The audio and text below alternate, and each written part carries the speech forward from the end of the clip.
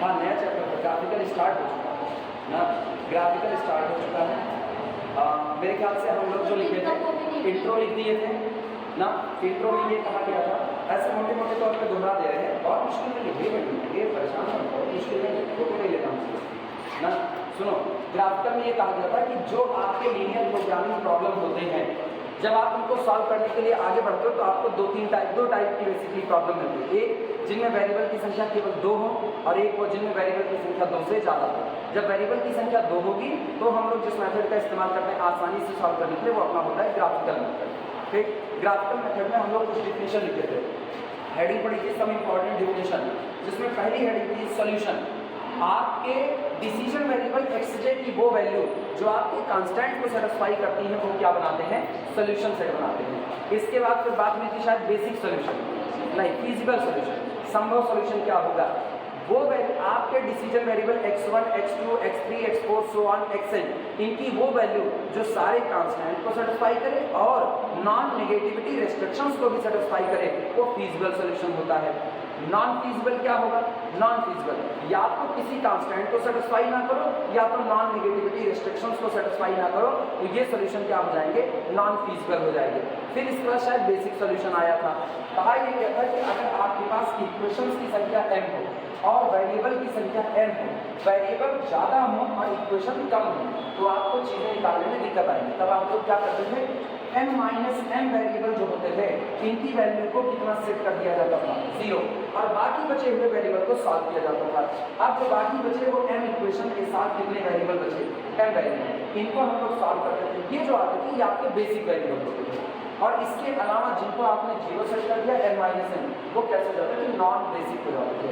अब इसमें 2 कैटेगरी आती थी बेसिक में, नहीं नॉन बेसिक में, बेसिक में क्या लिखा है, इसमें बेसिक में 2 कैटेगरी, एक आती है डीजेनरेट, एक आती है नॉन डीजेनरेट। डीजेनरेट को जिसमें किसी बेसिक वेरिएबल की वैल्यू, ये किसी बेसिक वेरिएबल की वैल्यू 0 आ जाए तो आपका सॉल्यूशन डीजेनरेट होगा, और अगर सारे नॉन 0 आए तो क्या होगा, नॉन डीजेनरेट होगा। इसके आगे कुछ हुआ था, बस इतना है, तो छूटा नहीं, बस एक पन्ना छोड़ो, बस 2 क्लास छूटा हुआ, तो एक का तो वीडियो लेक्चर अपलोड हो गया, और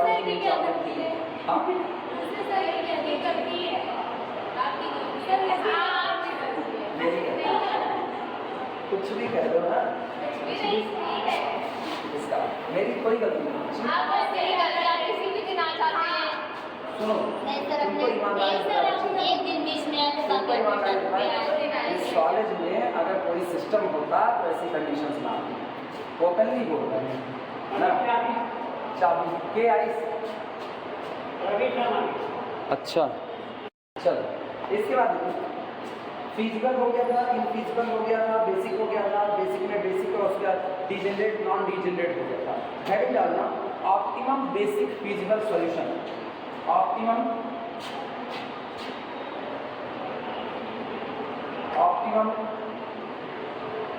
basic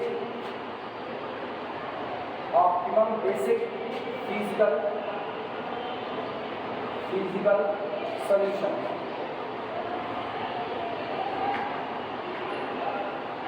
optimum basic physical solution, simple physical, जो बेसिक फिजिकल सॉल्यूशन आपका निकल करके आएगा, अगर वो आपको बेस्ट सॉल्यूशन देता है तो वो आपका ऑप्टिमम हो जाएगा।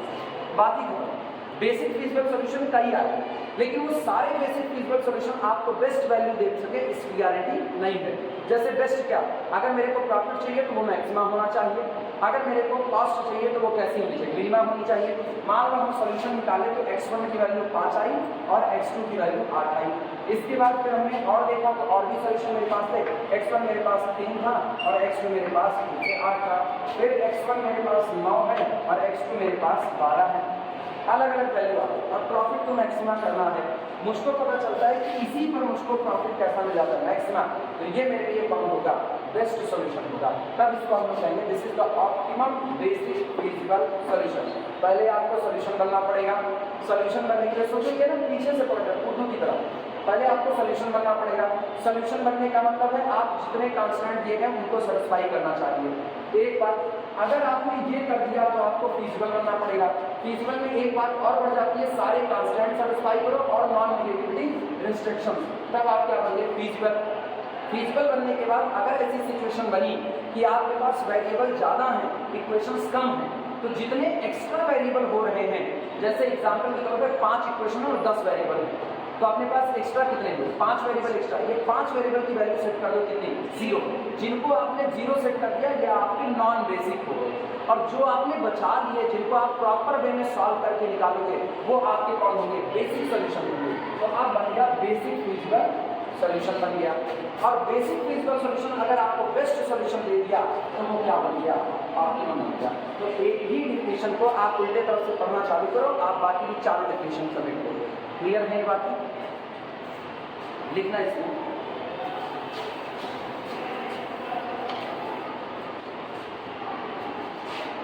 a basic feasible solution, a basic feasible solution, a basic feasible solution which optimizes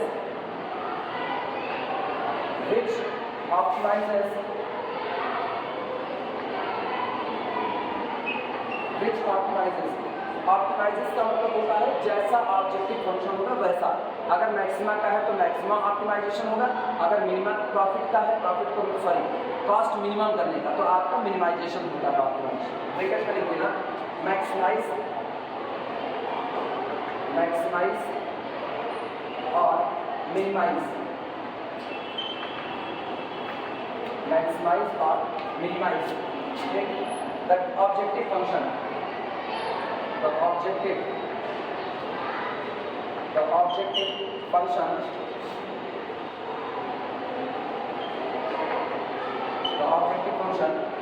value of the given LPP linear programming problem। A basic feasible solution which optimize, एक ऐसा basic physical solution जो optimise करेगा इसको objective function की value.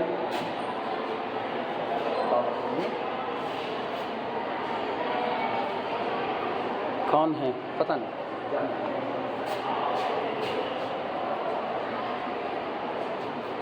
The given LPP is known as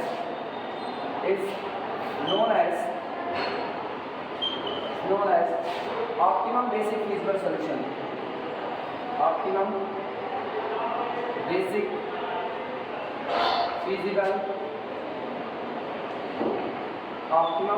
feasible solution। एक ऐसा basic feasible solution जो objective function की वैल्यू को ऑप्टिमाइज कर दे वो आपका ऑप्टिमम बेसिक फिजिबल सॉल्यूशन कहलाता है। इसके बाद हेडिंग होती है unbounded solution. Unbounded solution,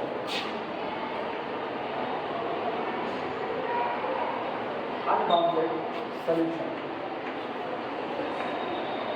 unbounded solution बहुत सिंपल सा। अनबाउंडेड एक ऐसा सॉल्यूशन आपको मिले ना कि जो अनबाउंडेड में आपके दिए गए ऑब्जेक्टिव फंक्शन के वैल्यू को निश्चित ही ना कर पाए। बढ़ा रहा है तो बढ़ाता जा रहा है, घटा रहा है तो घटाता जा रहा है, आपको पता ही चला। कॉस्ट आपको मिनिमा करनी है, कॉस्ट मिनिमा वो ऐसी कर रहा है कि आप तय नहीं कर पा रहे कितनी मिनिमम कर देगा। वो अगर बढ़ा रहा है तो ऐसा बढ़ा रहा है कि आप तय नहीं कर पा रहे कितना बढ़ा देगा कितना नहीं। तो ऐसे सॉल्यूशन को क्या कहा जाता है अनबाउंडेड सॉल्यूशन। इस बात को लिख देना। A solution which can increase, a solution which can increase, a solution which can increase or decrease, a solution which can increase or decrease the objective function values, a solution which can increase or decrease the objective functions values indefinitely, अनिश्चित तौर, indefinitely known as unbounded solution। एक ऐसा solution जो आपके objective function की value को indefinitely तौर पर या तो इंक्रीज कर देता है या तो डिक्रीज कर देता है। तो ऐसा सॉल्यूशन मेरे लिए कैसा हो जाएगा अनबाउंडेड सॉल्यूशन। वो निश्चित नहीं कर पा रहा हमको क्या चाहिए था, हमको बेस्ट सोल्यूशन चाहिए था जो कॉस्ट को मिनिमा कर दे और या फिर प्रॉफिट को मैक्सिमा कर दे। लेकिन वो जो फिक्स ही नहीं कर पाएगा, कोई सोल्यूशन फिक्स नहीं कर पा रहा है कि कितना निश्चित, कितना घटाएगा, कितना बढ़ाएगा, तो ऑब्वियस सी बात है वो सोल्यूशन अगर बंद गया होता तो फिक्स वैल्यू बताता, लेकिन वो कैसा रह गया, अनबाउंडेड रह गया। इसके बाद अब मेथड आता है प्रॉब्लम को सॉल्व करने का, जो होता है extreme point solution method.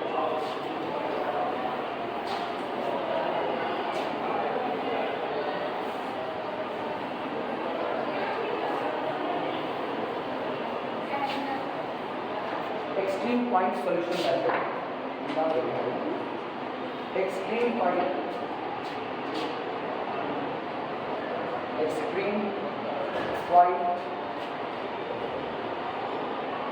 Solution method, extreme point solution method. इसका नाम एक्सट्रीम पॉइंट को थोड़ा बुझा रहे हैं। कहते हैं जब आपको जो कांस्टेंट दिए गए हैं, इस पूरे मेथड में एक ही काम होता है, आपको जो भी कांस्टेंट दिए गए हैं आप उन कांस्टेंट को एक लाइन मान लो और लाइन मानते हुए आप उनको ग्राफ पेपर पर प्लॉट करो। जैसे हमने ये प्लॉट किया, इसके बाद अगला कांस्टेंट ये आया, अगला कांस्टेंट ये कांस्टेंट निकल गए। अब हम लोग क्या करेंगे, नेगेटिव रीजन तो लिया नहीं जा सकता क्योंकि नेगेटिव एक्स की वैल्यू एडाप्टेबल नहीं हुई, ये पूरा हिस्सा ऐसे ये पूरा कर। और हम लोग जब फीजिबल रीजन क्या होगा, फीजिबल रीजन का मतलब होता है एक ऐसा रीजन जहाँ पर सॉल्यूशन लाई कर सकता है, संभव सॉल्यूशन जहाँ पर आपको मिल सकते हैं। मान लो वो रीजन मुझको ये मिल गया, ये तो एक थ्योरम आती है, वो थ्योरम ये कहती है कि आपको जो भी ऑप्टिमम सॉल्यूशन मिलेगा वो आपको इस रीजन के कॉर्नर पर ही मिलेगा, बीच में नहीं मिलेगा। बेस्ट सॉल्यूशन हमेशा हमेशा कॉर्नर पर ही लाई करेंगे, यही कॉर्नर, इन्हीं पर आपकी सॉल्यूशन, इसीलिए नाम क्या रहता है एक्सट्रीम पॉइंट सॉल्यूशन मेथड, कि आपको फीजिबल रीजन पहचानना है। एक बार फीजिबल रीजन आपको मिल गया, उसके बाद आपको उस फीजिबल रीजन के किनारे पता कर लेने हैं कि उसके वर्टेक्स कौन कौन से हैं। एक बार वर्टेक्स पता चल गए, उन्हीं वर्टेक्स पर आप अपने ऑब्जेक्टिव फंक्शन की वैल्यू निकाल लो। जो वैल्यू आपका ऑप्टिमम सॉल्यूशन दे रही है वही आपके लिए क्या बन जाएगा, सॉल्यूशन, और उस पर मिली हुई वैल्यू आपके ऑब्जेक्टिव फंक्शन की वैल्यू बन जाएगी। इसीलिए नाम देते हैं एक्सट्रीम पॉइंट सॉल्यूशन मेथड। लिखा जाए कुछ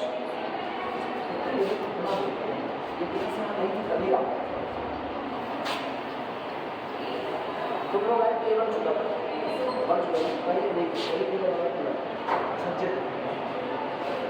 अभी बड़े वेट करना है। In this method,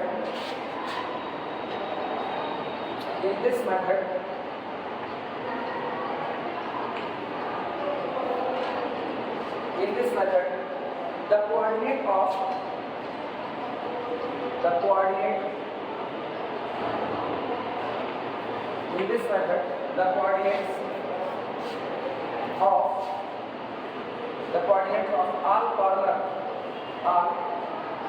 corner bracket में लिखना और एक्सट्रीम ऑल कॉर्नर और एक्सट्रीम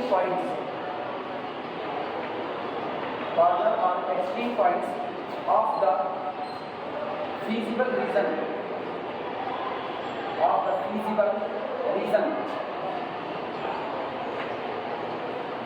का टेंशन ना लेना। फीजिबल रीजन एक ऐसी जगह जहां आपके सारे फीजिबल सॉल्यूशन लाई करते हैं उसको फीजिबल रीजन कहा जाता है। कैसे मिलता है वो जब हम मेथड बता रहे होंगे तो उसी वक्त हम उसको सिखा देंगे, ठीक। तो अभी केवल उसका एक नाम के तौर पर देखेंगे। इन दिस मेथड, इस एक्सट्रीम पॉइंट सॉल्यूशन मेथड में the coordinate of all corner points of the feasible region, आप फीजिबल रीजन के सारे कॉर्नर पॉइंट को निकालते हैं, ठीक। Of feasible region are determined ज्ञात किए जाते हैं।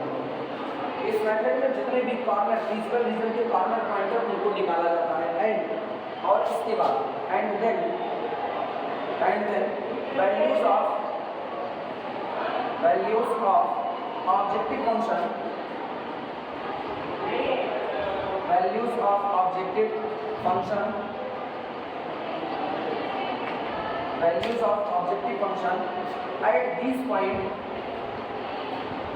at these points at at these points are computed और इसके बाद इन आए हुए पॉइंट पर ऑब्जेक्टिव फंक्शन की वैल्यू को कैलकुलेट किया जाता है, कंप्यूट किया जाता है। यही इतना काम करना है। अब ये सारा काम होगा कैसे, इसको कहते हैं वर्किंग रूल। हेडिंग डाल देना वर्किंग रूल। अब हम वर्किंग रूल बताएंगे आप न्यूमेरिकल को सॉल्व कैसे करें। बोलो नहीं दिख रहा है नहीं, हेडिंग डाल दो वर्किंग रूल।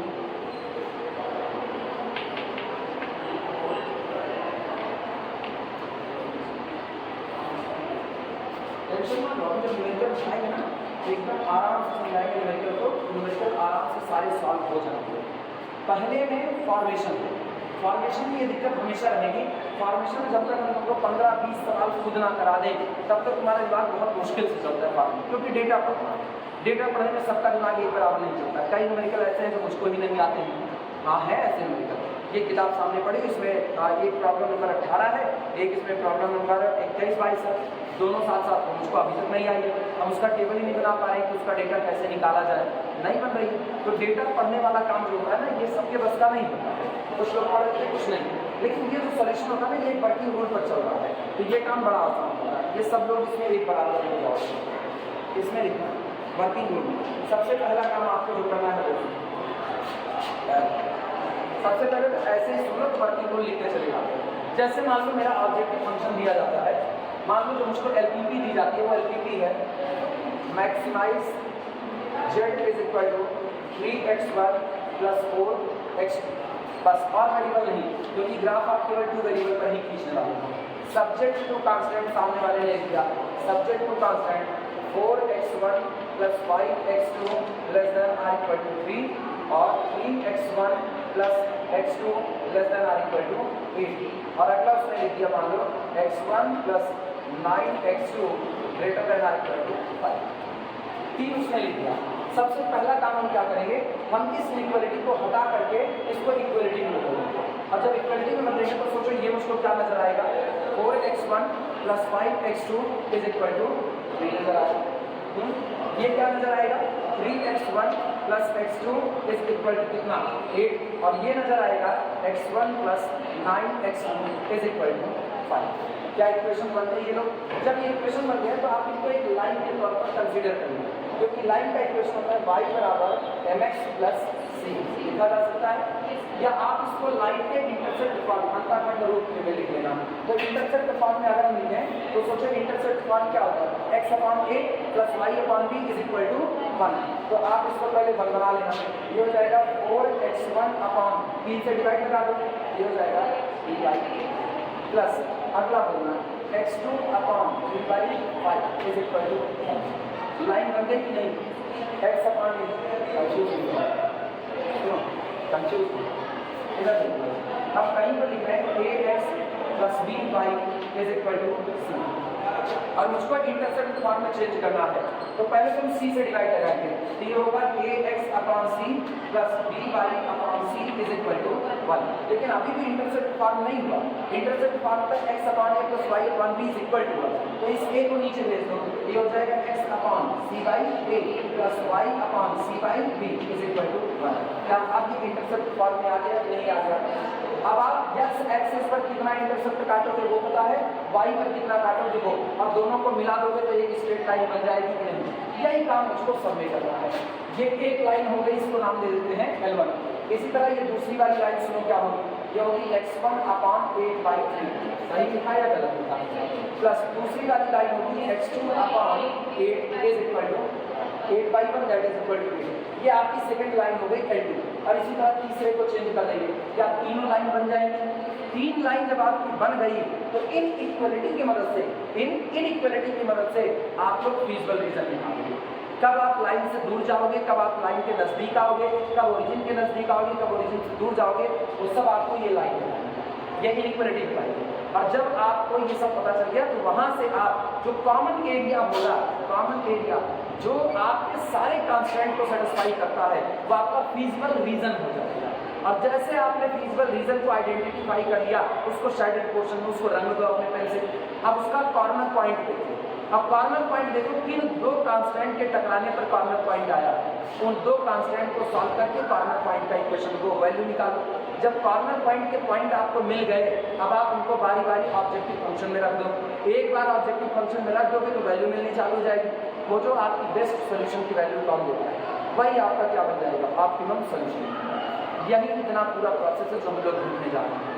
नहीं समझ में आया होगा अगर ऐसे बताने पर, तो आप वर्किंग रूल लिखने के बाद जब सवाल लगाएंगे तब फिर समझ में आएगा। ठीक, चलो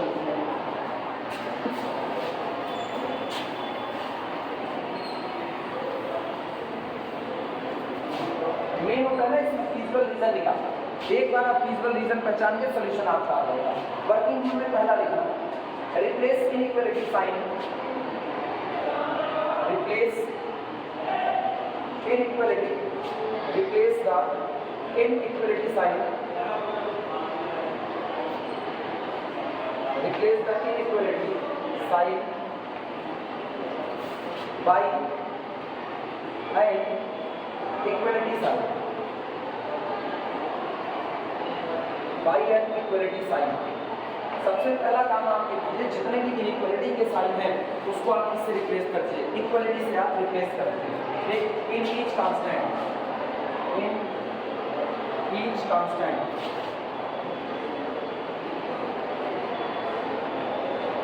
इन ईच कांस्टेंट। ठीक, वर्किंग रूल में सेकेंड,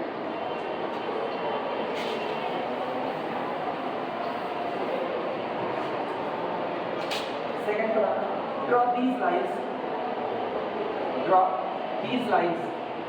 अब जब आपने इनइक्वालिटी हटा के इक्वालिटी कर दी तो ये लोग लाइन बन चुके हैं। अब आप इन लाइन को ग्राफ पेपर पर ट्रेस कीजिए। Graph, draw these lines on paper, draw these lines on paper and decide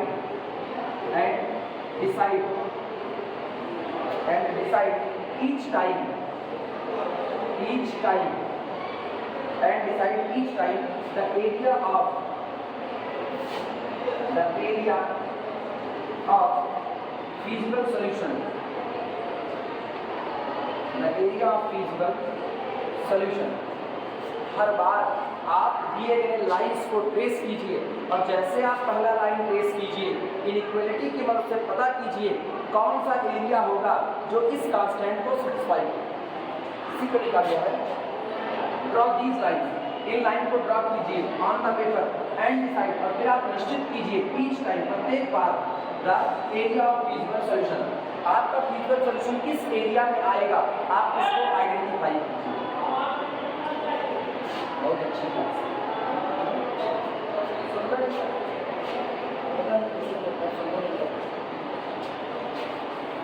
लेकिन पहला उत्तर का सुनना चालू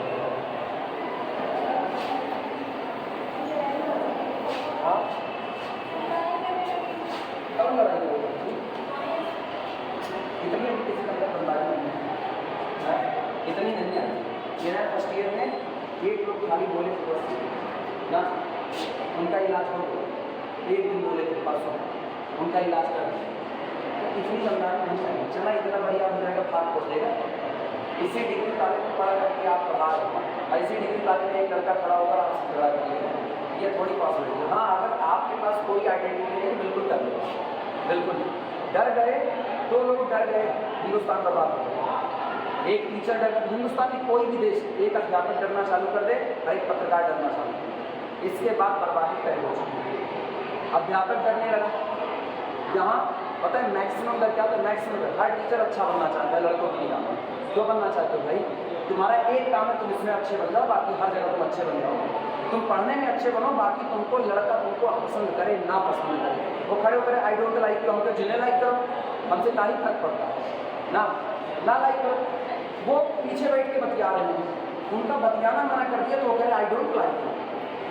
मन तो क्या मन तोड़ दें उसी समय, लेकिन क्लास की अपनी एक मर्यादा होती है, तो बात कर दिए, दूसरी मर्यादा अपनी है, वहाँ डील कर दिए। लेकिन टीचर कहा करता है, टीचर रहता है मैक्सिमम लोगों को कोचिंग पढ़ाने, बहुत सीधी बात बता रहे हैं, हम भी पढ़ाते हैं, साफ सुथरा पढ़ा रहे हैं, मैक्सिमम लोगों को कोचिंग पढ़ाने। तो मैक्सिमम टीचर ये रहते हैं हम डांट देंगे, हो सकता है मेरी कोचिंग का लड़का मुँह फुला के भाग जाए तो भाग जाए, जिसको कल्चर नहीं सीखना है उसको क्लास का हिस्सा नहीं बनाया जा सकता है। Class well defined collection of object होता है, ये बात सिखाई जाती है पहले से ही, और आप उसी में ही ऐसे टुटपुंजिया ऑब्जेक्ट डाल दोगे तो आप एक गलत आदमी को बचा रहे हो, उसके चक्कर में आप 10 का नुकसान करोगे। लेकिन ये बात जाने ये लोग क्या समझेंगे। हमको एक बार एक कोचिंग वाले ऑफर किए, यही सुल्तानपुर के फेमस है, ऑफर किए, हम कहे हम नहीं पढ़ाने वाले, आप बेफिक्र है तब तक नहीं पढ़ाएंगे। कहे कि नहीं भैया ऊंचा नीचा करके चलाना पड़ता है, हमको नहीं चलाएंगे। उनका सेंटेंस क्या था, भैया कभी कभी इतना इग्नोर करना पड़ता है कि हमें एक दिन ऐसे जा रहे थे, लड़का बाहर खड़ा होकर के सिगरेट पिलाता, हम आँख नीचे करके चले गए, मेरे से क्या मतलब है, मेरे से पैसे से मतलब है, पैसा देंगे जाए अपना पढ़ करके। हम कहे आप तो चले गए, हम तो होते तो मेरा जूता उसका सिर, उसके बाद हम उसको सिगरेट पिलाते खूब अच्छे से। ये सिचुएशन थोड़ी चलेगी। लेकिन टीचर्स के अंदर क्या हो रहा था, एक बड़ी अजीब सी खुदबुदाहट आ गई। पैसा प्राइमरी कैसे हो सकता है, वो भी किसमें, इसको आप कैसे पैसे से तोड़ सकते हो। ये वो चीज़ है जो ना जाने कितने घर बना सकती है और कितने घर बिगाड़ सकती है। एक लड़का अगर ढंग से पढ़ लिख लिया, एक लड़की अगर ढंग से पढ़ लिख ली, परिवार गरीब है तो परिवार कुछ करके कहीं और पहुँच जाएगा। और अगर आप यही ढंग से नहीं पढ़ पा रहे हो तो आप कितने अच्छे घर के हो, आप अपनी अगली पीढ़ी बर्बाद कर दोगे। इसी बात को समझना, इसी को नहीं समझें बाकी सारा काम समझ कुल समझ लेंगे। यही एक नहीं, ना इसको लड़के समझना चाहते हैं ना इसको टीचर समझना चाहता है, वो भी अपनी वजूद खोते जा रहे हैं। टीचर्स मैक्सिमम टीचर अपना वजूद खो रहे हैं, कुछ जिंदा रह जाएंगे कुछ, लेकिन वो कुछ ना ऊँट के मुँह में जीरे की तरह हो, आप वो उतने बस अपना अपना काम कर रहे हैं। चल रही दुनिया, हिंदुस्तान यूँ ही नहीं चल रहा। हिंदुस्तान को इसलिए कहा जाता है हिंदुस्तान को भगवान चला किसी तरीके से। इसको ना मोदी जी चला रहे हैं, ना इसको कांग्रेस पार्टी चलाएगी, ना कोई और चलाएगी, इसको केवल और केवल खुदा चला रहा है। बस चलता रहे, मेरा हिंदुस्तान चलता रहे, हमने एक देश बना दिया है, ऐसी वाली situation. Shade the common portion, the common portion नैतिक शिक्षा जिसकी जरूरत आज होती है ना, वो बचपन में बंद कर देंगे पढ़ा कर। पहले जो कॉपी के बुद्धि उठा दे विद्या मानी तुरंत, अब ये कॉपी गिरे उसी के ऊपर पैर कचरते चले जाओ, का ही फर्क पड़ता है। कल्चर खत्म हुआ ना। हिंदुस्तान में दो चीज़ों से आदमी बहुत डरता है, पता है किससे, एक धर्म से और एक लाठी से।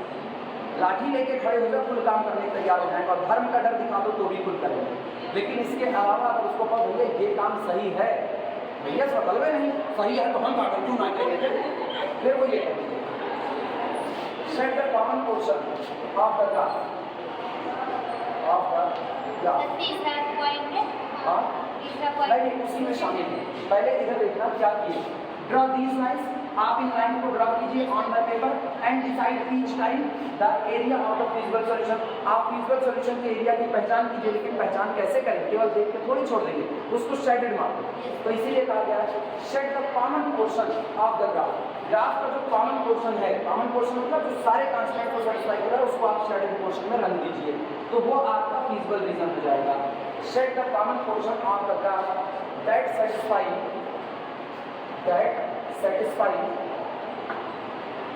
satisfies जो संतुष्ट करता है, that satisfies all the constants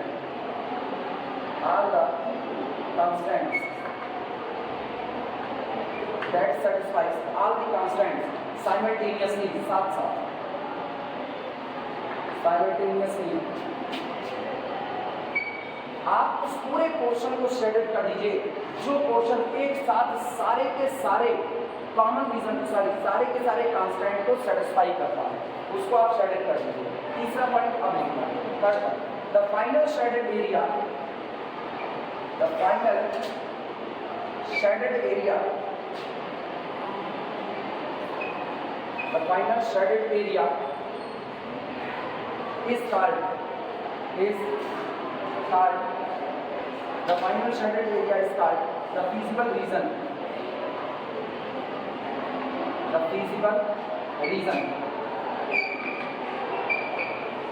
The final shaded area is called the feasible region. जो आपका फाइनल शेडेड एरिया निकल के आएगा, वो एरिया जो सारे के सारे कांस्टेंट को सेटिस्फाई कर रहा है, वही आपका क्या कहलाता है, फीजिबल रीजन। मतलब आपका जो सोल्यूशन मिलेगा वो इसी रीजन में मिलेगा, इसी रीजन की बाउंड्री पर मिलेगा, कहीं और नहीं मिलेगा आपको। एक चौथा पॉइंट या एक इसमें और बात है, any point any point inside the region, any point inside the region, any point inside the region is called ऐसा कोई भी पॉइंट जो इस रीजन के अंदर में आएगा वो आपका फीजिबल सॉल्यूशन है। क्योंकि पूरा एरिया कौन सा है? फीजिबल एरिया मतलब एक ऐसा एरिया जहां पर आपके सॉल्यूशन बिखरे पड़े हैं। तो इस एरिया में जितने भी पॉइंट चले आएंगे वो सब आपके फीजिबल सॉल्यूशन बनेंगे, ऑप्टिमम नहीं बनेंगे, वो फीजिबल बनेंगे। ऑप्टिमम हमेशा आपको बाउंड्री पर ही मिलेंगे। इसका फीजिबल सॉल्यूशन, फीजिबल सॉल्यूशन, इसका फीजिबल सॉल्यूशन। अब चौथी और last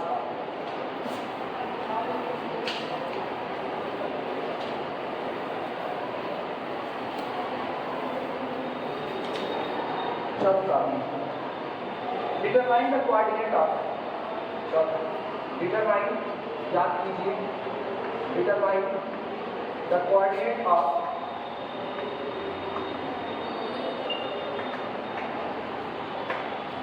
determine the coordinate of each extreme point, each extreme point, determine the coordinate of each extreme points। जितने एक्सट्रीम पॉइंट आपको मिले हैं आप उन सब के क्या कीजिए, कोऑर्डिनेट निकाल लीजिए एंड कंप्यूट ना। इसके बाद and compute and compare, compute and compare, compute and compare the value of objective function, the value of objective functions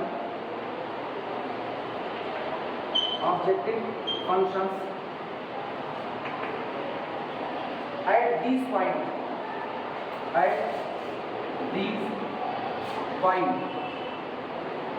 and identify optimum solution, and identify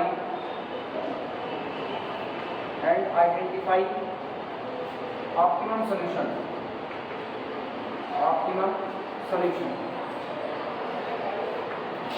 extreme point की value निकाल लीजिए, क्या क्या coordinate आ रहे हैं उन पर ऑब्जेक्टिव फंक्शन की वैल्यू निकाल लो और इसके बाद आइडेंटिफाई करो कि आपका बेस्ट सॉल्यूशन क्या होगा। क्यों हमने लिखा आइडेंटिफाई? क्योंकि ये डिपेंड करेगा आपके ऑब्जेक्टिव फंक्शन पर। अगर आपका गोल मैक्सिमा का है तो आप टॉप वैल्यू चुनोगे और अगर आपका गोल मिनिमा का है तो आप बिलो वैल्यू चुनोगे जो सबसे कम आ। यही इतना बात है, लिख लो। चलें मैं इसके तरफ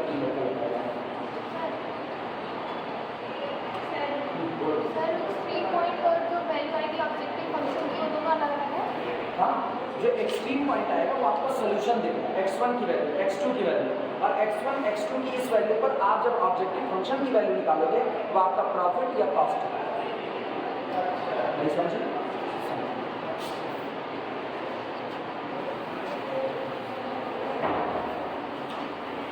एग्जाम्पल के तौर पर मान लो रफली मेरा गोल है maximise z is equal to 4x1 + 5x, ये मेरा गोल है और मेरे को जो इक्वेशन मिलता है वो मिलता है x1 + x2 ≤ 5, एक ये मिला और दूसरा मिला x1 +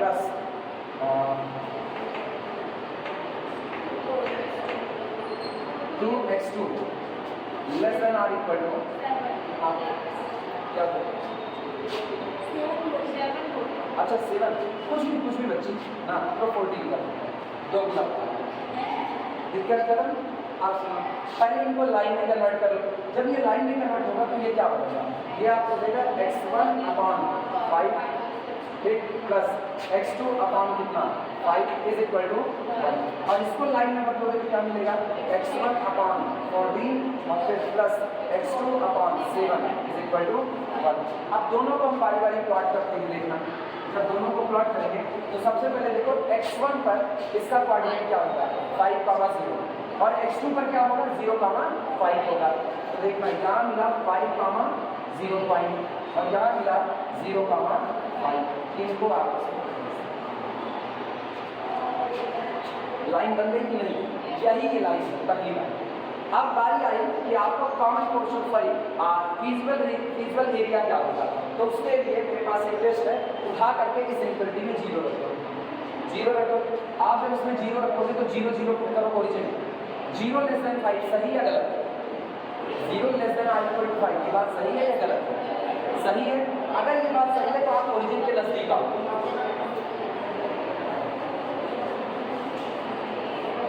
ये आया। अगली बात यहाँ पर देखना, ये कितना 14,0 और ये कितना 0,7।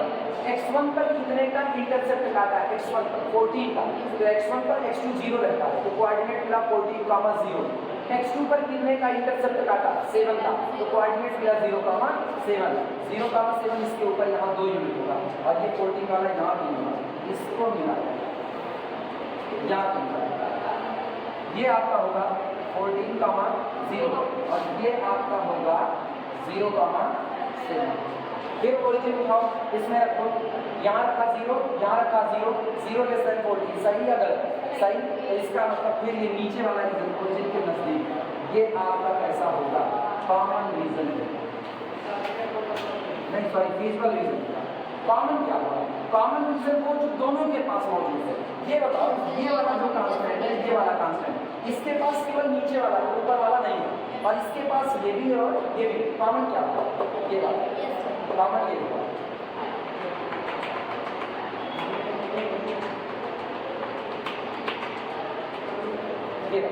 ना this is our feasible region. और जब आपको फीजिबल रीजन मिल गया तो इसके कॉर्नर पॉइंट इकट्ठे करो। कॉर्नर पॉइंट एक के लिए ओरिजिन हो गया 0,0, अगला आपका हो गया 5,0, अगला हो गया 0,5। यहाँ जितने लोग हैं वो आपके सोल्यूशन हैं, लेकिन वो आपके फीजिबल सोल्यूशन, बेस्ट सोल्यूशन नहीं है। बेस्ट सोल्यूशन आपकी ये या ये हो सकते हैं। क्या करना है? प्रॉफिट मैक्सिमा करना है, और प्रॉफिट मैक्सिमा करना है तो गौर करो, हम 0 0 रखें तो प्रॉफिट क्या हो जाएगा? 0 हो जाएगा। ऐसा तो नहीं चाहिए। और 5,0 को 5,0 4 पंचे 20 और ये कितना 0, तो आपका मैक्सिमम प्रॉफिट कितना दिखा अभी 20। अब आप 0,5 रखो तो 0 और 25, ये तो मैक्सिमम किसको मिल रहा है? इसका ना this is our best solution. यानी कि मेरे लिए ऑब्जेक्टिव फंक्शन की वैल्यू होगी maximise z is equal to 25, where जहाँ पर आपका जो सॉल्यूशन होगा x1 0 आएगा और x2 कितना आएगा? ये सॉल्यूशन अभी क्लियर हुआ। तो ये जो आते हैं ना एक्सट्रीम पॉइंट, ये आपको बेस्ट सॉल्यूशन देते हैं, बेस्ट सॉल्यूशन। और उस सॉल्यूशन में ऑब्जेक्टिव फंक्शन आपके गोल की वैल्यू कितनी है वो इनको ऑब्जेक्टिव फंक्शन में रखने पर अंतर पता चला दोनों का। चलिए अब सॉल्व किया जाए। ऐसे रीजन पता किया जाता है। पता है कभी कभी ये ओरिजिन वाला रखने वाला टेस्ट फेल भी कर जाता है। जब आपको एकदम स्ट्रेट लाइन दे देंगे ना और आपको तय नहीं होगा, बराबर लगा दिया, बराबर लगा 0 बराबर 0 आ गया, अब और लाइन ऐसे खड़ी है, नजदीक जाए कि दूर जाए पता ही नहीं, क्योंकि एक बराबर है। तब आप क्या होगा पॉइंट रख करके सेटिस्फाई कर पाएंगे, तब उससे पता चलता है।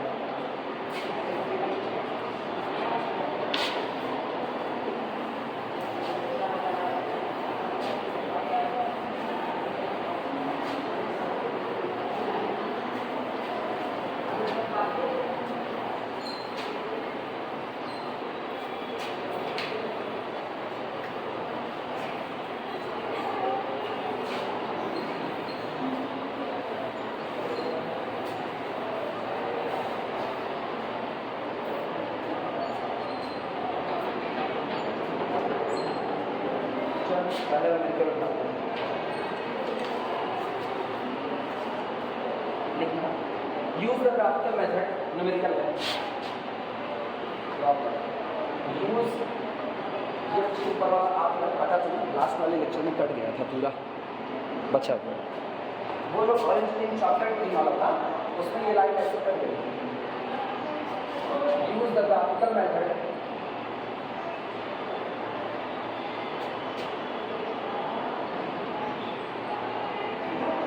use the graphical method to solve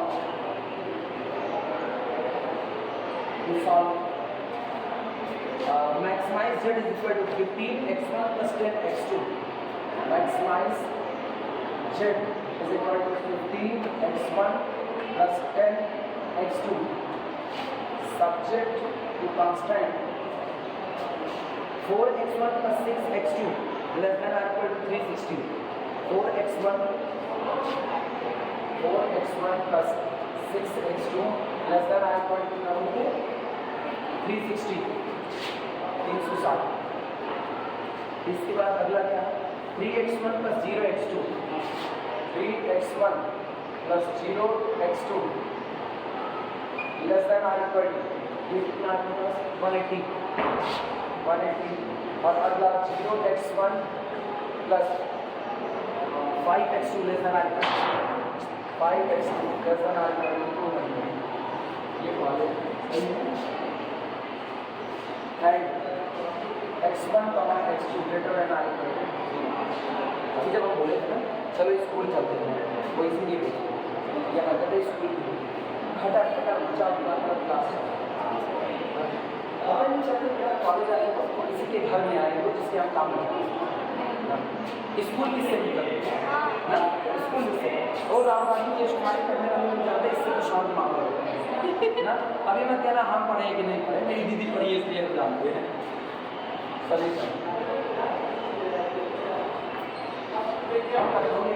degree college में एग्जाम देने है वो जीपी डिग्री कॉलेज का मतलब घुसने के बाद उस कैंपस में फील आता है कि बस सचमुच डिग्री कॉलेज ऐसा ही होना चाहिए। और एक बड़ा सा कैंपस छूटा हुआ है केनाई कैंपस छूटा हुआ है। जब आप क्लासरूम में गए तो क्लासरूम जो आपका क्लासरूम अपने यहाँ जो था वो बेहतरीन बना इधर ग्रीन कलर में भी डाले इधर ऑरेंज कलर में और पीछे ब्लू कलर एक ही कमरे में इस तरीके का कलर कॉम्बिनेशन इतने। और उसके बाद वो एग्जाम हॉल का मतलब एग्जाम के लिए सेंटर उन्होंने लिया होता वो व्यवस्था क्या की होते वो व्यवस्था की थे दोनों साइड में बड़े कमरे थे दोनों साइड में उन्होंने कूलर डाल दिए थे पीछे की साइड में कूलर डाला हुआ था और ऊपर कमरे पीछे इतनी व्यवस्था वो किए गए थे। और जब हम मेन कैंपस यूनिवर्सिटी में एग्जाम देने के लिए गए तो कैंपस का हाल जाना वो एग्जाम के लिए जिस कमरे में बैठाए हुए थे कैंपस में पीछे खिड़की का शीशा टूटा हुआ था और प्रचंड मई की दोपहरिया में पेपर हो रहा था सूरज ऐसे गए उधर उसका पीठ हाथ की सेक दिए जैसे पाव भाजी और आप एक पंखा नहीं चल रहा आपका एक पंखा नहीं चल रहा। ये हम मेन कैंपस यूनिवर्सिटी का हाल होता है ना। कब पेपर देने गए थे यूनिवर्सिटी में पेपर देने गए थे MSc एंट्रेंस एग्जाम के लिए। पहले मेरा मूड ये था कि हम MSc करेंगे तो किसी न किसी सेंट्रल यूनिवर्सिटी से या मेन कैंपस यूनिवर्सिटी से वहाँ से किया।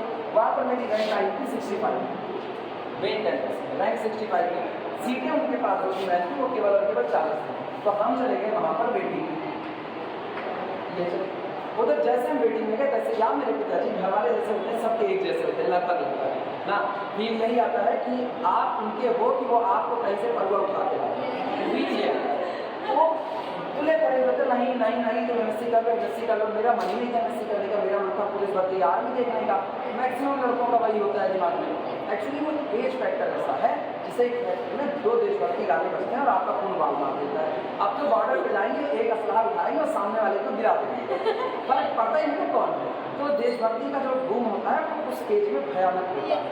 और मेरे भी वही कंडीशन ऊपर से मतलब सोने पर सुहाग आई है कि हम पुलिस भर्ती 2 बार पास आउट हो चुके थे उतने में 2 बार पुलिस भर्ती हम बाहर मेडिकली एडमिट हैं बड़े बुरे तरीके से कि मेरे को एक एलर्जी ऐसी है जो ठीक होने का नाम ले गए। मैं 8वीं क्लास में तब से और वो जाने अब भर्ती हमेशा ठंडी में होती है ठंडी में ही वो एलर्जी मुझको होती है उसका फिक्स टाइम स्लॉट है वो होगी अक्टूबर में 5 अक्टूबर से शुरू होगी 18 अक्टूबर अब शुरू होने वाली 5 अक्टूबर से शुरू होगी और अप्रैल में 5-6 अप्रैल तक रहेगी इतनी दूर।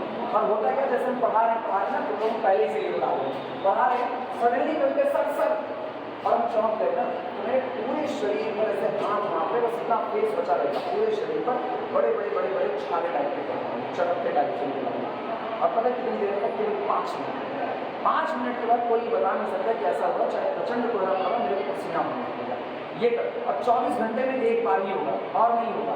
एक बार हो गया तो चिल्लाकर मेरे को कोई फर्क नहीं पड़ता। अचानक सामने से कोई कीड़ा वगैरह बोल गया चौंक गए तो सडनली कोई हॉर्न बजा दिया चौंक गए होना। और जब पूरे दिन नहीं होगा तो रात को हम सोते रहेंगे सोते वक्त होगा जरूर तो दिन का वो 24 घंटा मेरे लिए बड़ा क्रूशियल होता है। और जब आप एक्टिविटी करते हो और आपका ब्लड ज़्यादा तेज़ी से दौड़ता है तो आपके नर्व सिस्टम जो होते हैं वो एक्टिवेट होते हैं और उसी वक्त मुझको दिक्कत होती है तो हम मेडिकली बाहर तो वहाँ उसके बाद से फिर MSc करने के मूड में आ गए मूड में गए फिर पिताजी जबरदस्ती कर दिए तो वहाँ हम वेटिंग में थे। सेकेंड काउंसलिंग में ये था सेकेंड काउंसलिंग में रैंक 80 वालों तक को बुलाया गया था बाद में तो मेरा तो हो ही जाता वहाँ पर सीटें खाली चल रही थी। पहली काउंसलिंग के बाद मेन कैंपस में तकरीबन 30 सीटें खाली हुई और हम 40 के बाद 65 का एंट्री दिया 62 दिया। अब तुम सोचो वहाँ इतना हो जाता, लेकिन घर वाले ज़बरदस्ती किए उधर तो किराए में एडमिशन, और जैसे किए वो हम भी जान रहे हैं, वो घर वाले भी जान रहे हैं वैसे कैसे किए। सोल्यूशन देखो, सबसे पहला काम हम लोगों को ये होगा कि हम लोग इनको सारे के सारे कांस्टेंट को as like the straight line consider करेंगे। तो यहाँ पर लिखते हैं consider each constant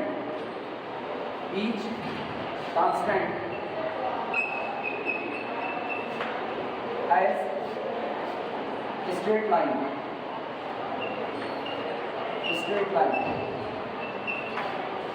consider each constant as straight line. सारे कांस्टेंट को एक स्ट्रेट लाइन के तौर पर लीजिए। अभी तक मुझे जितना चिल्ला में बैठ करके पढ़ो, उधर चिल्ला रहे हैं, थोड़ी देर में इधर चिल्लाएंगे। इनको लेना 360 से डिवाइड लगाओ, जब 360 से डिवाइड लगाओगे तो ये बन जाएगा x1/9। सही है अगर 360 और ये 4 से काटो, 4 4 4 5 36, इधर से प्लस x2/16 और x=1। ये आपकी पहली लाइन L1 है। इक्वेशन में काम L1 के तो लाइन L1। दूसरे में आओ, ये हो गया x1/, इनका देखना x1/, वैसे तुम एक चीज़ बात करो, एक चीज़ ये 0x2 दिमाग बैठा, ये 0x2 है, तो ये मुझको दिख ही नहीं रहा थोड़ी देर के लिए, ये दिखाई नहीं, 0 नहीं होगा। 3x1 इज इक्वल टू 180, यही तो दिया गया है, तो x1 इज इक्वल टू 60 नीचे बैठा, तो x1 इसको सीधे ही देते हैं, x1 is equal to 60 like and. सही लिखा है गलत लिखा? गलती तो बच्ची वो तो बताना। दूसरे में देखो, दूसरे में x1 नहीं दिया, कोएफिशिएंट कितना है 0, हटा दिया। 5x2 इज इक्वल टू 200, तो x2 इज इक्वल टू, ये आपकी हो गई लाइन L3। अब हम क्या करेंगे, अब इसको प्लॉट करेंगे ग्राफ पेपर पर। प्लॉटिंग देखना इसकी कैसे हो रही है।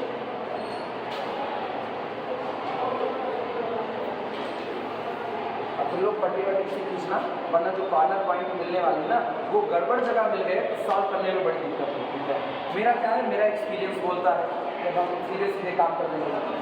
सबसे पहले इनको ट्रेस करो, एक एजम्पशन मानो 1 सेंटीमीटर बराबर 10 सेंटीमीटर, जो 55 में पैमाना मानते चले आते हैं।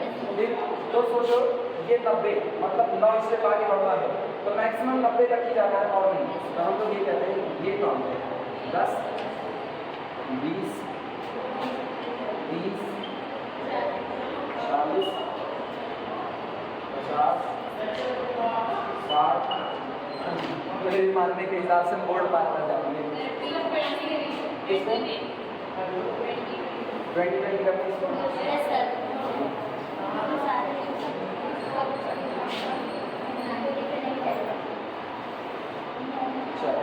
क्या साइड 20 से मल्टीप्लाई करने क्या तब ठीक है, तब 20, 40, 50, 60, 70, 80, 90, 100, और ये बीच में धन्यवाद। इसलिए अगला यहाँ पर इसी तरीके से 20, 40, 50, 60, 70, 80, 90, 100। ये आप ट्रेस कर पहली लाइन ट्रेस करें। पहली लाइन x1 पर 90 का और x2 पर 60 का इंटरसेक्ट करती है, तो देखना 60 ये रहा और 90 हो रहा, इनको भी रहा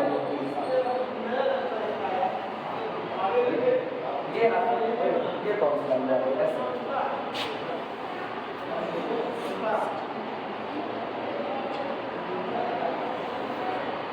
कुछ सीधी है मान लो ठीक, और सीधी खींच नहीं सकते हैं 90, 0 ये हम और सीधी नहीं खींच सकते। तुम लोगों को ये बात पता नहीं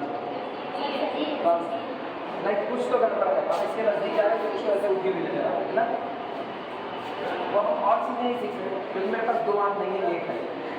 हाँ रियलिटी है। तो जब एक अंक नहीं है तो आपका ध्यान जो होता है नापने का वो आपका खत्म हो जाएगा। तो मेरे लिए नजदीक जाने पर सीधा लिखेंगे, दूर जाने पर अवंगी दिखाते हैं, ये दिक्कत है। अगला सुनिए,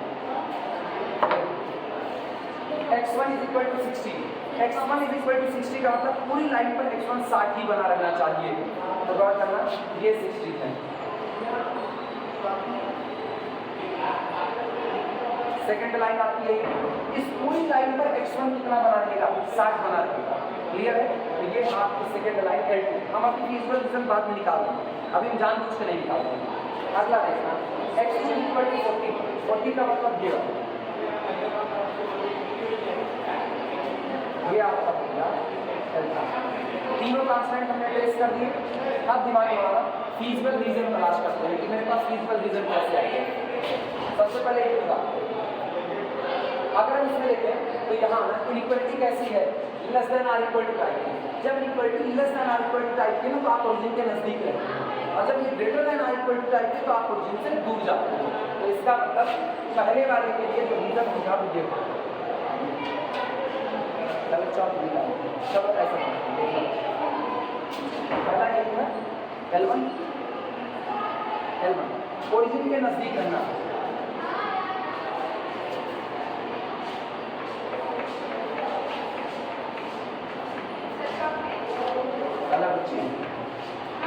कलर का वो भी एक करने लगी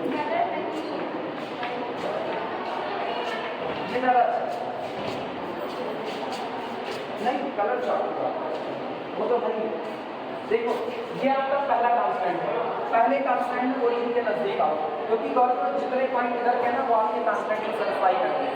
साफ सुथरी लाइन है, this plus this less than or equal to 360, less than का कांस्टेंट लगा है, आप 0 रख करके देखो, 0 0 रखो, 0 कन्फर्म लेस देन 360 होल्ड हो रहा है, इसका मतलब ओरिजिन की तरफ आओ। तो ये नीचे वाला एरिया होता है जो पहले कांस्टेंट को सेटिस्फाई कर रहा है।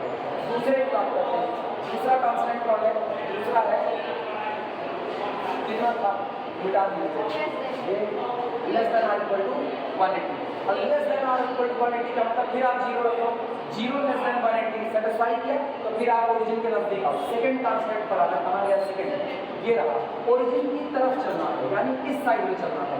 तो देखो ऐसे दिक्कत है,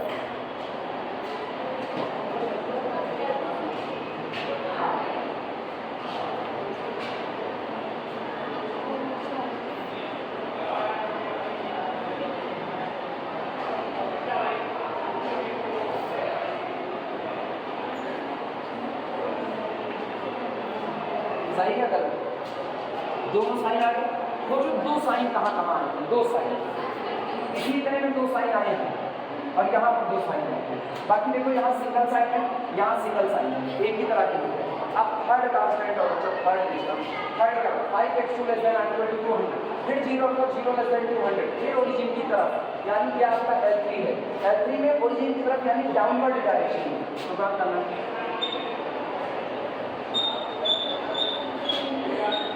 क्या करें, अच्छी सिंबल कम पड़ जाएगी तो ऐसे बनाना पड़ेगा। लेकिन बहुत अच्छा बना, कौन समझेगा, धन्यवाद तारीफ के लिए। वैसे उसको बिल्कुल नहीं अच्छा लग रहा, ये बेकार है। अब तुम पहचानो 3 सिंबल कहाँ पर मर्ज किए, 3 सिंबल, एक ये इतने। अब देखो इसको ना वो जो भी करंट सीरियल है नागिन सबका पसंदीदा, इसकी तरफ लेकर आ रहे हैं।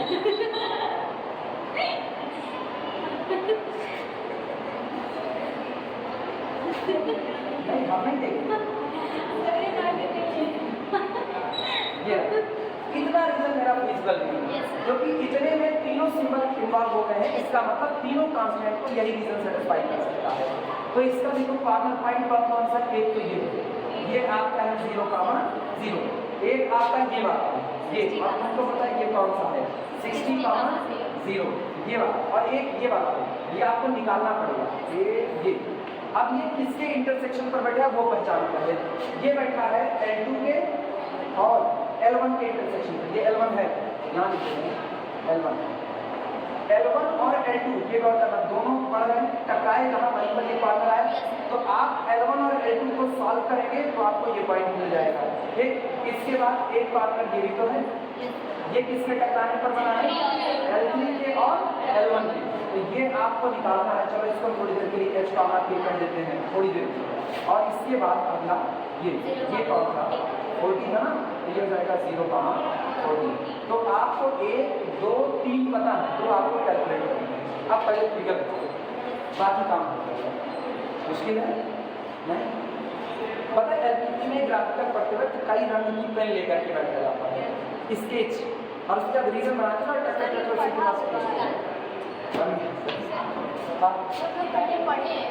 टक इंटर में पढ़ी हो बच्ची, हम बता रहे हैं इंटर यहीं तक पढ़ी भी हुई, यहीं तक ग्राफिकल तक पढ़ी। इसके बाद सिंप्लेक्स मेथड रहेगा। सिंप्लेक्स मेथड हम लोगों के लिए नया, ये इंटर का हम लोग नहीं पढ़े थे, हम लोगों के टाइम में नहीं था। हम लोगों के टाइम में 6 किताबें चलती थी, एक अलजेब्रा चलता था, इसके बाद फिर एक ट्रिग्नोमेट्री चलती थी, एक ज्योमेट्री चलती थी, स्टैटिक्स चलती थी, डायनेमिक्स चलती थी, कैलकुलस। 6 किताब होती थी इंटर मैथ की, जिसमें से 3 हम पढ़ते थे 11th में, 3 पढ़ते थे 12th में। लेकिन 12th की परिहार ये थी कि 12th के जो बोर्ड की एग्जाम होती उसमें 6 किताब से आता था, तो कुल मिला के 3 पढ़ने से काम नहीं, 6 आपको इंटर में पढ़नी होती थी। बना लो तो बात चलो।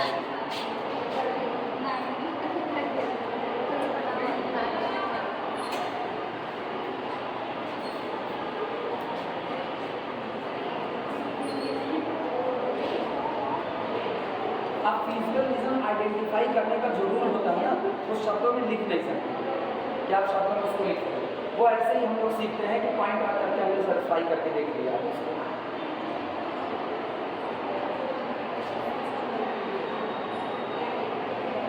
एक तरीका ये होता है कि चूंकि मेरी inequality less than or equal to type की है, less than or equal to मतलब या तो हम कम रहेंगे, दूसरा तरीका तुमको बता ना, जब आप ओरिजिन से ना छपो तब आप केवल इनइक्वालिटी से करो। मेरी इनइक्वालिटी किस टाइप की है, less than or equal to, तो आप अपनी इनइक्वालिटी को जब आपने यहाँ पर ट्रेस किया कांस्टेंट ये खींच गया, लेकिन ये कांस्टेंट जिसके लिए आया था वो था less than or equal to, तो इसका मतलब वो चाहता है कि आप इस लाइन के ऊपर ना जाए। तो हम लोग लिखते हैं since any point above the line violate our inequality, any point above the line violate our inequality, so our feasible reason is below the line। तब मेरा feasible reason लाइन के नीचे होगा। इनका हाल देखना, जब आप ये करोगे तो इसका मतलब है आप इधर जाओगे तो ज़्यादा हो रहे हो, ये x1 x2 बढ़ रहा है, और इधर आओगे तो कम हो रहे हो। तो यहाँ पर ऐसे लिखा जाता है any line any point right side the line violate our inequality, so every point must lie on the left side। तो इधर का रीजन लिया जाता है। ये ओरिजिन रख करके देखने वाला ना, ये तो आम जिंदगी की भाषा में हम लोग सीख लेते हैं। चलो जी करते हैं, टाइम मेरे इम्तिहान से पहले इसको बना दो, ये गलत हुआ तो गड़बड़ होता है। अब नाम पूर्ण संस्कार करते हैं तो देखना, इसको कह देते हैं O, इसको कह देते हैं A, इसको कहते हैं B, इसे कहते हैं C, और इसको कह देते हैं D। अब मेरा फिजिकल रीजन हो गया O A B C D, ये मेरा physical reason.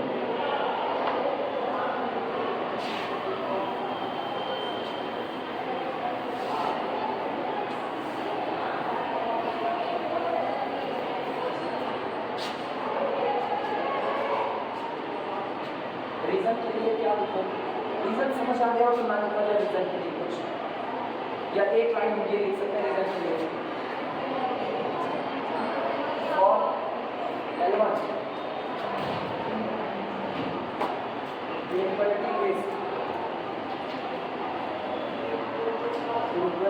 is less than or equal to type, so reason B below the line, इसलिए रीजन कैसा होगा, लाइन नीचे का होगा। और L2, अब L2 आप चाहिए for L2 inequality is less than और equal to type, so region B, चूंकि ये एकदम सीधा स्ट्रेट है तो इसलिए लेफ्ट और राइट में बटेगा, ऊपर नीचे में नहीं बटेगा। अगर इनइक्वालिटी तिरछी होगी तो ऊपर नीचे में बटेगा, इनइक्वालिटी इस तरह होगी तब भी ऊपर नीचे बटेगा, और अगर ये इस तरह होगी तो लेफ्ट और राइट में बटेगा। तो अब सेकंड वाली जो इक्वालिटी थी ये पूरा एक स्ट्रेट लाइन दी हुई है सीधा सीधा, तो इसने रीजन को दो टुकड़े में बांटा, इधर और उधर। लेस देन होगा तो इधर, ग्रेटर देन होगा तो उधर का हिस्सा। Less than I equal to, so region B, so reason B of left side is or for L3 inequality less than or equal to that. So reason B, आप सोचना L3 ये है सीधा सीधा, तो इसमें दो टुकड़े में बांटा, नीचे और ऊपर। तो लेस देन का है तो किधर का लेंगे, नीचे का, और ग्रेटर देन होगा तो ऊपर का। So region B below the line, below the line. Now feasible reason या common feasible reason, common feasible reason, now common feasible reason B, O A B C D, ये आपका कॉमन रीजन हुआ O A B C D, यही आपका common feasible reason.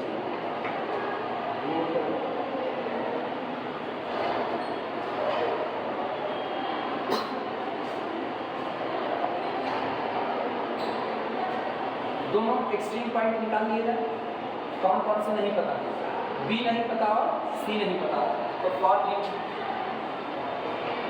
B solve, B किस पर मौजूद है, बी L1 पर मौजूद है और L2 पर, solve L1 and L2, L1 L2 और L1 देखते हैं, L1 ये रहा, देखो L1 ये रहा और L2 ये रहा। x1 बराबर कितना है 60, उठा करके ऊपर रखो तो ये हो जाएगा 60/90 plus x2 upon 60 is equal to 1। इधर कितना 10 × 60 10 का भाई ये हुआ, और फिर पार्ट 3 2 6 3 3 का 9, 2/3 इधर का, तो x2 upon 60 is equal to 1 - 2/3। 3 1 के 3, 3 में से 2 गए 1/3, 3 3 1 के 3, 3 3 6, यानी x2 इज इक्वल टू 20। सही है गलत? x2 इज इक्वल टू 20 और x1 इज इक्वल टू कितना 60, तो यहाँ पर लिख देना solve L1 L2, B gate कौन सा था बी, कैपिटल बी, x1 कितना आएगा 60 कॉमन 20, ऐसे ही सॉल्व किया जाएगा। जिसको दिक्कत लगे बताए, नहीं दिख लेगा ये इससे अच्छा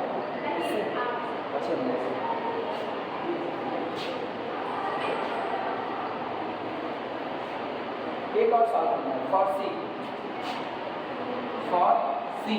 सॉल्व, सी किस पर बैठा है, एक तो L1 पर बैठा है और L3 पर, सॉल्व L1 एंड L3। देखो L3 की वैल्यू होगी तुम्हारे पास, L3 में तुमको x2 40 मिला है, ये उठा करके 40 यहाँ रख दो, बताओ कितना आएगा, 40 से कितना आएगा, 40/7 कितना होगा, 4/7 2/3, 2/3 को चले जाओ, 1 - 2/3, 3 के 3 में से 2 गए 1/3, 3 के 3 3 कितना 30 के लगभग आएगा, 30 40/30 बी गेट कैपिटल सी 30/40 आया। ये अब आप लोग केवल बेस्ट सॉल्यूशन निकालेंगे।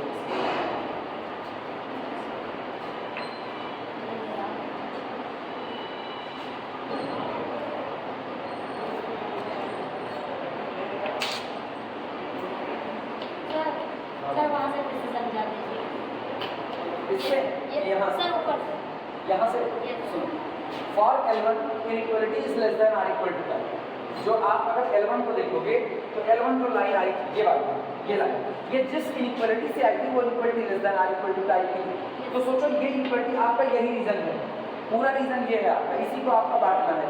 तो जब लाइन ऐसे हो गई तो लाइन ने पूरे रीजन को कई टुकड़े में बांटा, दो टुकड़े, एक अपने नीचे और एक अपने ऊपर। इनइक्वालिटी कौन सी थी, less than or equal to, तो हम रीजन कौन सा लेंगे, नीचे का। अगर ये greater than or equal to होते तो किधर लेते, ऊपर का रीजन लेते, ठीक। तो रीजन ये नीचे वाला रीजन आपका आ गया।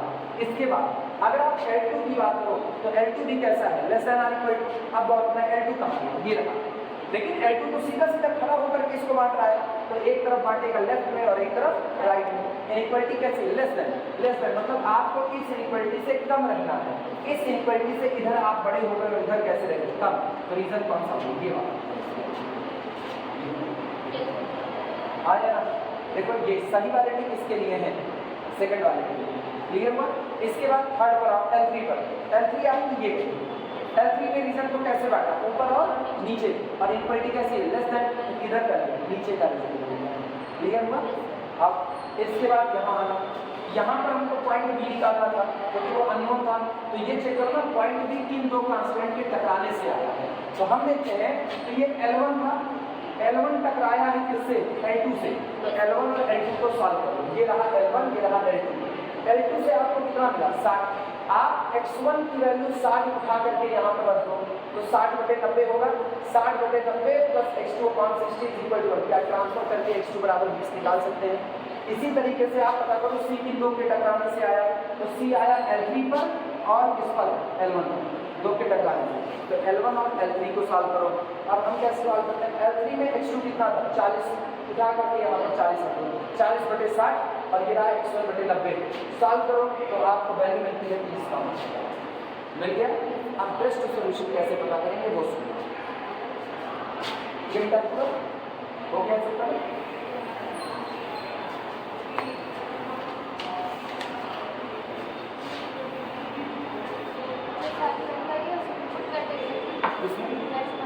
ऑब्जेक्टिव फंक्शन में हाँ, लेकिन सारे पॉइंट रखने हैं बारी बारी, तो जब सारे रखने हैं उसके लिए हम लोग टेबल बना देते हैं। तो यहाँ पर देखना ना, यहाँ हम लोग लिखेंगे पॉइंट्स या वर्टेक्स आप कह सकते हो, एक्सट्रीम। यहाँ लिखना x1, x2 और यहाँ लिखना z इज इक्वल टू, मेरे को गोल बता दो कितना था objective function, 15 x1 plus 10x3। आप पहला पॉइंट लेते हैं क्वेश्चन को, O पर आपको कोऑर्डिनेट क्या मिला, 0 0 0 पर आपको z भी क्या मिलेगा, 0 मिलेगा, आया ना। दूसरा पॉइंट लो A, तो A पॉइंट कौन है, A बताओ, 60, 0, तो A पॉइंट हो गया 60, 0। इस पर जरा मेरे को z बताओ क्या मिलेगा, x1 बराबर 60, 15 छक्का 90, 900, हाँ या ना। इसके बाद आप B पॉइंट उठाओ, B पॉइंट कौन था आपका, अभी कैलकुलेट 60 और 20, तो 60 इधर और 20 इधर, यहाँ देखना 15 छक्का 90, 900 ये हो गया और 10 दूनी 20 दाम में 200, 900 और 200 1100, तो z इज इक्वल टू कितना मिला, 1100। इसके बाद C आप देख लो, C कितना आया था, 30, 40, यहाँ पर आपको x1 की जगह पर 15 में 45, 450 और 10 चौक ये 400, 4 4 8, 850, सही है। चेक कर लेना, मेरी कैलकुलेशन बहुत गंदी है, मतलब मेरे को बड़ी बड़ी नहीं आपको देखना जानते हैं। C के बाद फिर D कराओ, D कौन सा पॉइंट था अपना, 0, 40, इधर मेरे को मिलता है 400, z इज इक्वल टू 400। ये बताओ ऑब्जेक्टिव फंक्शन मैक्सिमा था या मिनिमा, मैक्सिमा, तो खोजो मैक्सिमम वैल्यू कौन है,